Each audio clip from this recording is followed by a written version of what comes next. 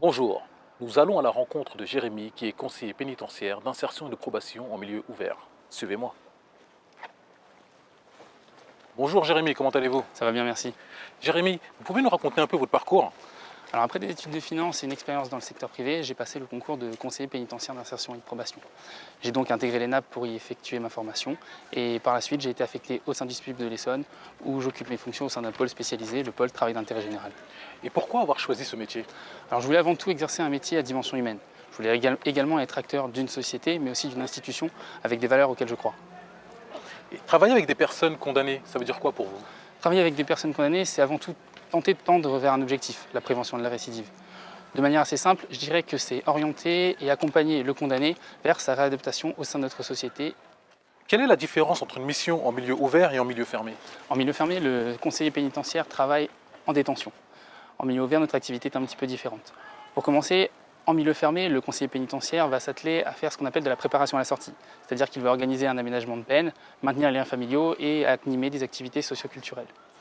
En milieu ouvert, nous accompagnons également le condamné vers les dispositifs de droit commun, mais aussi assurons le contrôle de leurs obligations judiciaires dans le cadre de convocation. Nous effectuons aussi des actions collectives et partenariales telles que le travail d'intérêt général. Enfin, nous aidons les magistrats à la décision judiciaire.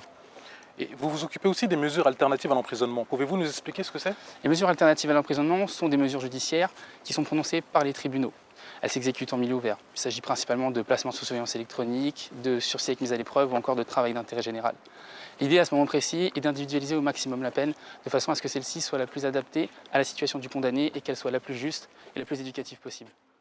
Quel conseil donneriez-vous à une personne intéressée par ce métier? Je pense qu'il ne faut vraiment pas se focaliser sur les a priori qu'on peut avoir du monde carcéral ou du monde judiciaire.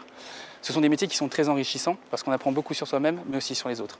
Après, je pense qu'il faut être conscient qu'il faut une réelle capacité d'adaptation et un bon sens du relationnel.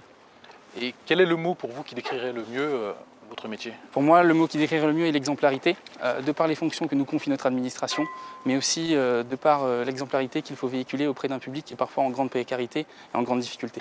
Eh bien, merci beaucoup. Merci. Merci beaucoup, Jérémy. Si vous voulez découvrir la richesse et la diversité des métiers pénitentiaires, suivez-moi.